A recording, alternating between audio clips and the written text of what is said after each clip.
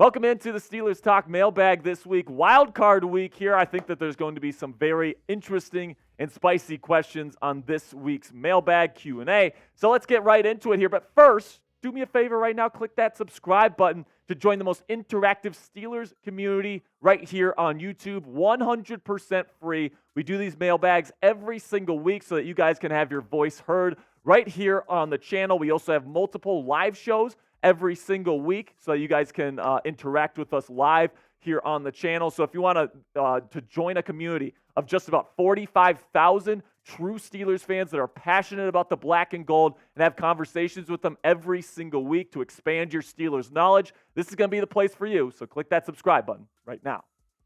So let's start with Steelers Dad, who put in a $10 super chat. He says, Steelers win against the Bills, I'm guessing, because we have the better run game.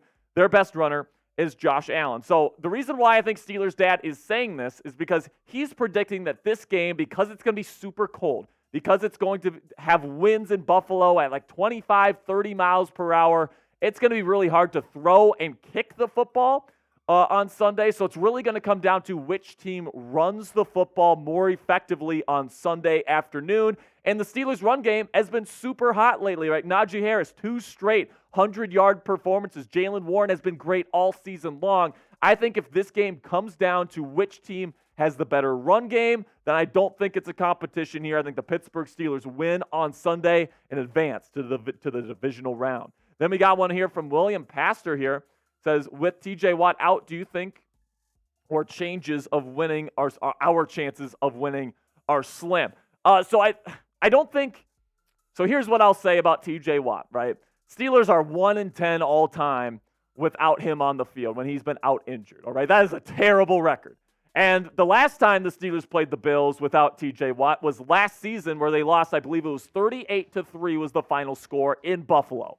So those two facts right there don't make it look good. However, because of the conditions at Highmark Stadium this Sunday, like I said, cold, windy, maybe even snowy, it's going to be tough to kick and throw the football, and it could come down to which team runs the football more effectively. I think Nick Herbig is going to be able to go in there and really play well for TJ Watt. I have the utmost respect and faith in Nick Herbig as a football player.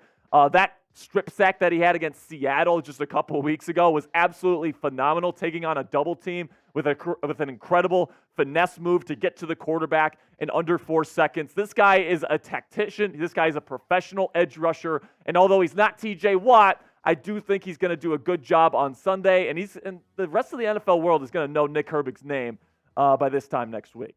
Then we got one from Epic Steeler here. He says, after a shaky performance on Monday, do you think the Steelers could potentially land Michael Penix Jr. in the draft? So Michael Penix Jr., man, he went from like, oh my gosh, this guy should be considered as the number 2 quarterback in the NFL draft after that game against Texas to, oh my gosh, is he even a first-round draft pick after that performance against the Michigan Wolverines? He was missing open receivers. The accuracy that he's really known for just wasn't really there. And the question is, how much is that going to affect his draft stock overall? And the answer to that is it might affect it a little bit, but I don't think it's going to affect it all that much because he really put a bunch of good tape on film earlier that season. He still has incredible arm talent, and I think he was playing through some injuries in that Michigan game, unfortunately for him and the Huskies.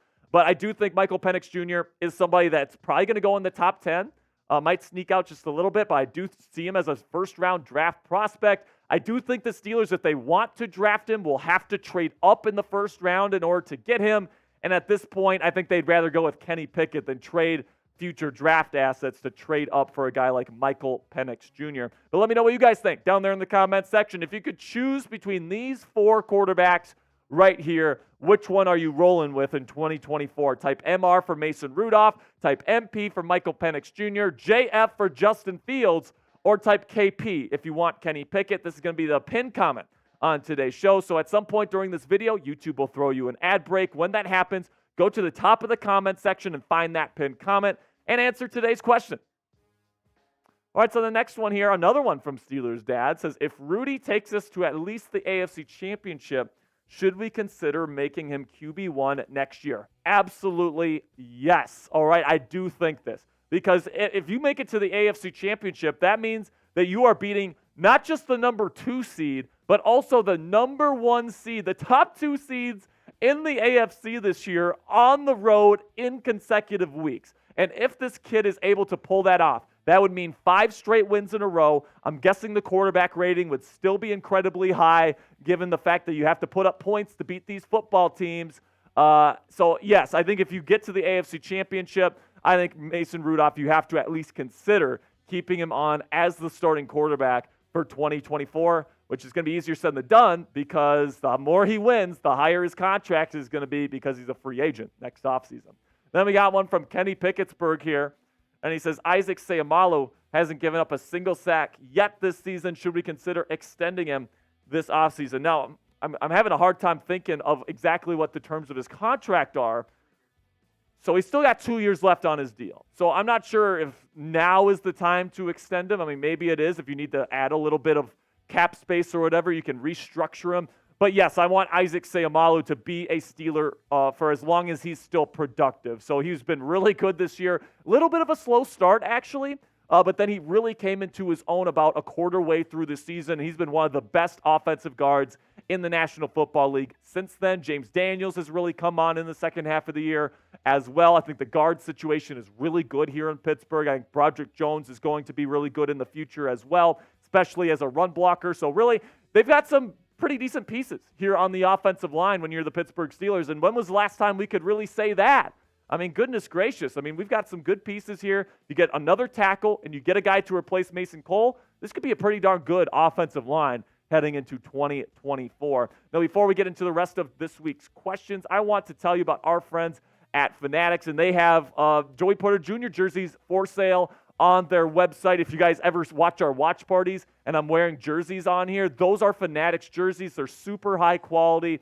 Really, really good stuff. So you can go check it out right now, chatsports.com/Joey Porter Jr. Of course, JPJ is going to be going up against Stephon Diggs in his first ever playoff game. In my opinion, he should probably be Defensive Rookie of the Year. And if you agree with me, I think that this is going to be one hell of an investment here if you're looking for a jersey that's going to last you a decade plus. So go ahead right now, chatsports.com/Joey Porter Jr. to get your next Steelers jersey in your closet today.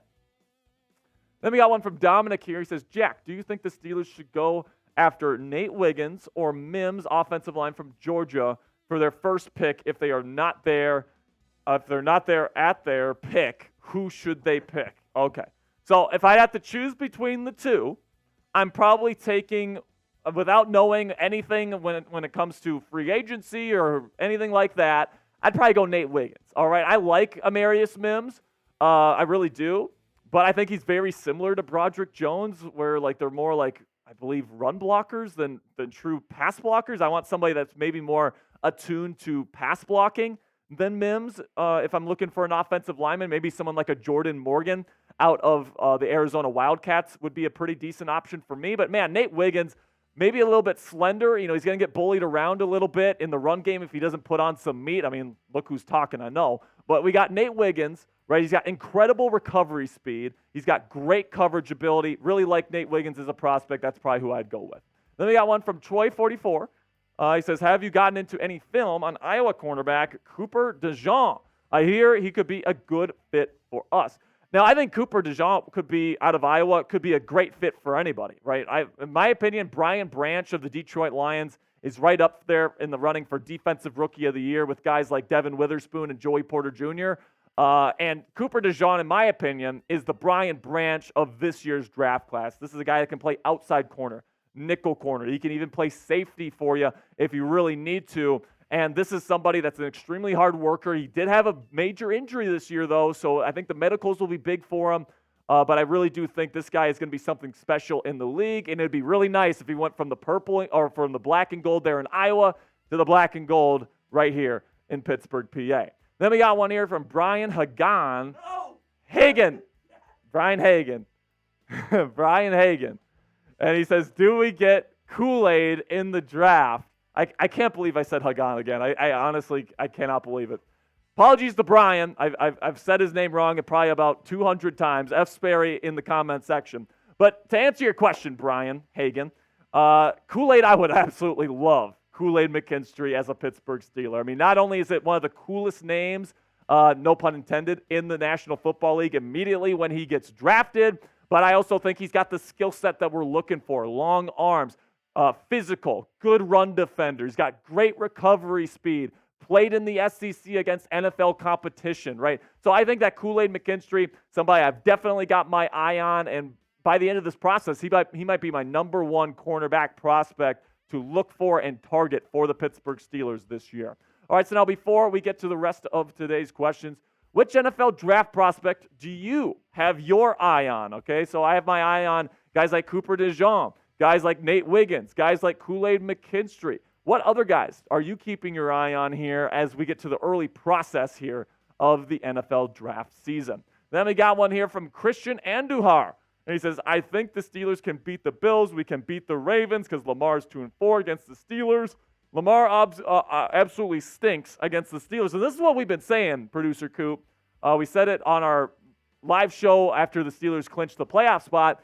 Don't let the Steelers win this week, guys, because guess what? If they're playing in Baltimore on the road, the confidence is going to be so high with this football team. And I actually think they go into Baltimore against the number one team, the favorite to win the Super Bowl this year, and beat them on their home turf in their first playoff game this year for the upset of the season in the National Football League. So I know there's a bunch of Ravens fans out there crying that the Steelers swept them this year and that, we only played their backups in the second one. But guess what? You should have beaten us in week 5, all right, when your precious MVP threw for 58% passing and then also had a big interception in the red zone to seal it. So I don't want to hear any crying from Ravens fans. We swept you guys fair and square, and if we see you guys for a third time at M&T Bank Stadium next week, watch out because the Steelers are getting the dub.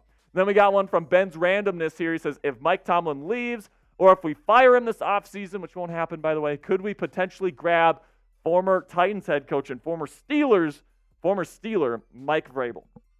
I would be fine with Vrabel if Tomlin decided to leave. Of course, Adam Schefter reported this week that Tomlin might be considering leaving the Steelers. I really don't know why, because I think this team and this roster is a quarterback and an offensive coordinator that's worth his salt away from really competing for titles again.